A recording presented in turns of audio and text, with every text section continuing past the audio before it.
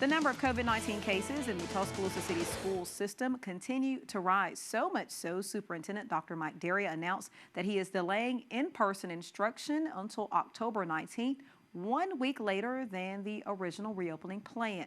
WVUA 23's Jabari Pruitt has been following this story all day, and he joins us live from the newsroom. Jabari, you spoke with parents about this reopening plan. That's right, Tamika. Dr. Daria said that he is concerned about the COVID-19 cases continuing to rise, so health officials urged him to delay in-person instructions. Tuesday, during Tuscaloosa City Schools Board meeting, Superintendent Dr. Mike Daria made the decision to delay in-person instructions until October 19th, 5 days a week.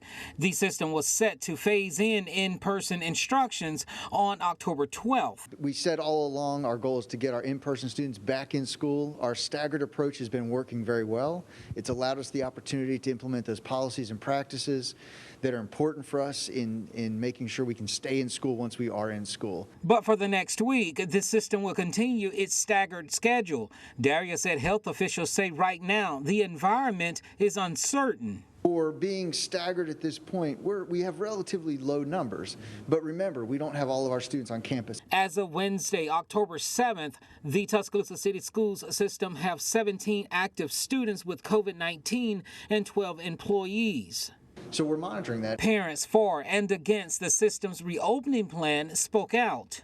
We just want to be afforded the same opportunity to choose the face-to-face, in-person path for our children because we feel like that's where they'll be the most successful.